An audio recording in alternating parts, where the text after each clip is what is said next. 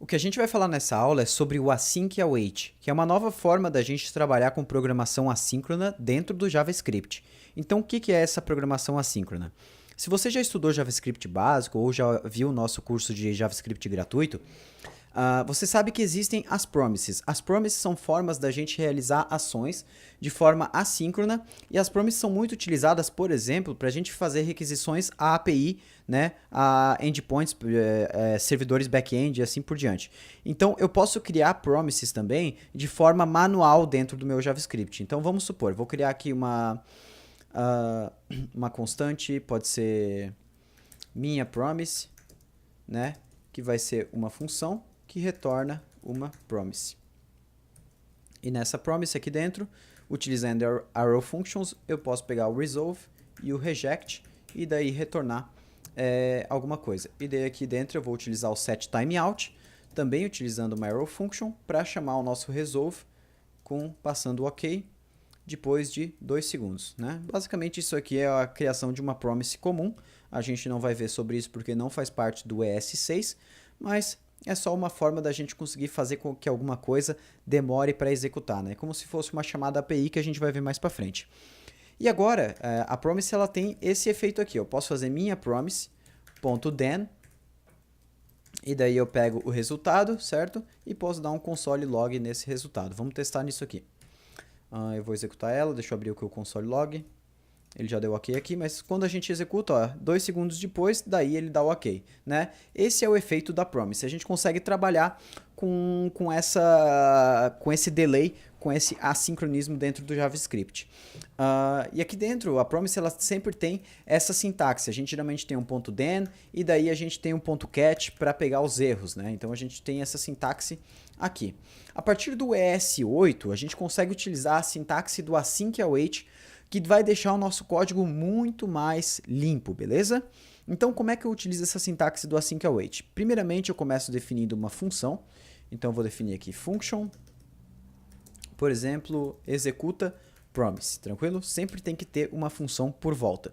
E daí, aqui no começo da função, eu faço o seguinte, async, e daí eu boto function executa promise. E daí aqui dentro eu posso utilizar o await para quando eu quero a mesma coisa que o ponto .then. Então vamos entender isso aqui. Antes eu tinha lá então basicamente assim, minha promise ponto .then, certo? E daí aqui eu pegava o response e fazia alguma coisa com esse response.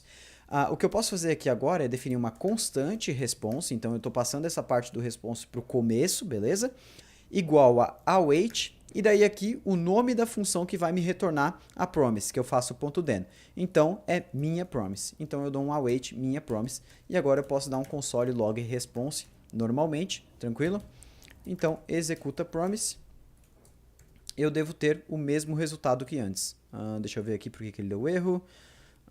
Certo. A gente precisa instalar uma biblioteca para poder trabalhar com o async await aqui dentro do nosso Babel. Porque o async await, como ele é uma função do ES8, ele ainda não está integrada automaticamente lá ao nosso Babel preset env. Então a gente vai ter que instalar um novo plugin aqui dentro, beleza? E como é que a gente faz isso? A gente vai abrir aqui o nosso terminal, tranquilo? Eu vou vir aqui numa nova tela e vou fazer o seguinte, yarn add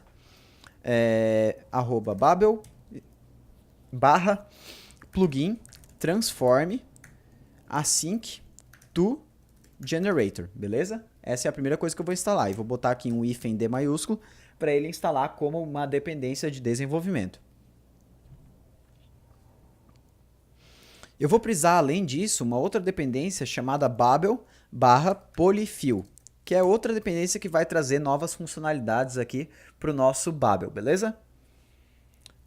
E agora eu vou precisar fazer algumas alterações. Primeira coisa, eu vou copiar esse Babel plugin async to generator e vou colocar aqui dentro do meu Babel RC, beleza? Então já está aqui.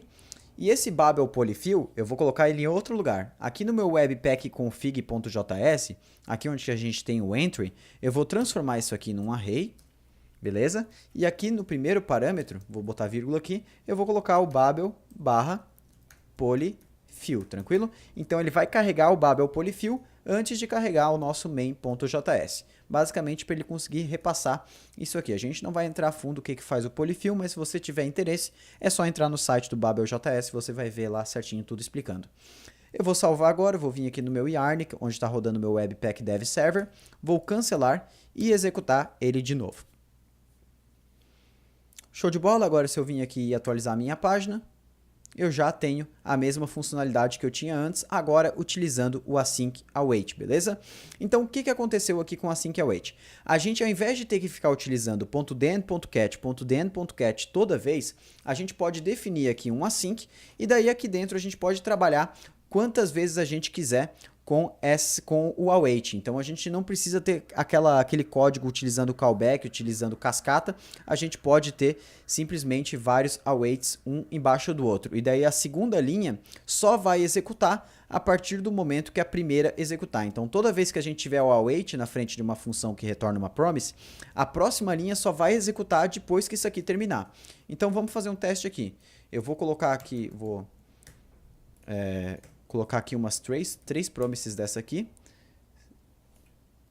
Vou botar o console log por volta. E vou botar umas 3. Então ele tem que executar a primeira depois de 2 segundos, depois a segunda depois de 4 e assim por diante, né? Então vou executar, ele vai dar OK. Daqui a pouco ele vai ter que dar mais um OK, OK, mais um OK. Ok, então beleza? É isso que a gente consegue trabalhar com async await. Isso com uma sintaxe muito simples. Se a gente fosse utilizar a sintaxe de .den aqui no local desse exemplo, a gente teria que fazer mais ou menos o seguinte. Minha promise.den response, certo? Console.log response.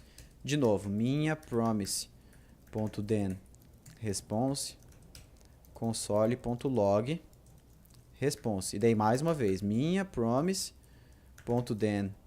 response igual mais um console log que eu só tirei o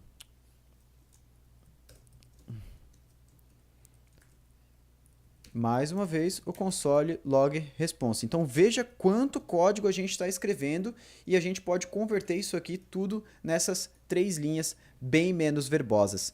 E o que acontece quando a gente cria uma async function, né? A partir do momento que a gente define uma async function, automaticamente essa função ela vira uma promise. Então a gente consegue também esperar pelo resultado dessa executa promise utilizando o .den, tranquilo? Ou também utilizando o await aqui na frente. Porém, uma coisa que vale lembrar é que a gente nunca vai poder utilizar o await na frente de uma promise se a gente não estiver dentro de uma função com async, tranquilo? Então, por exemplo, nesse caso aqui, a gente não poderia executar, ele daria o erro, porque o await está sendo executado fora de uma função assíncrona. Outra coisa que é bem legal é que a gente consegue utilizar o async await também com arrow functions. Então vamos supor que essa executa promise aqui, vamos transformar ela numa função com arrow function. Const executa promise, né? Mais ou menos teria esse efeito aqui. Deixa eu colocar os console log aqui dentro. E daí, para botar o async, a gente não colocaria o async aqui na frente. A gente colocaria o async logo aqui antes dos parâmetros da função. E se a gente executar agora, a gente vai ter o mesmo resultado que a gente tinha antes. Então, o async await vai nos ajudar muito... Opa, não executei aqui, né? Por isso que ele não vai. O async await vai ajudar a gente muito a controlar essa parte de programação assíncrona dentro do JavaScript. E a gente vai utilizar muitos exemplos de async await daqui para frente, que vai reforçar tudo isso aqui na sua mente e você vai entender isso com mais maestria, beleza?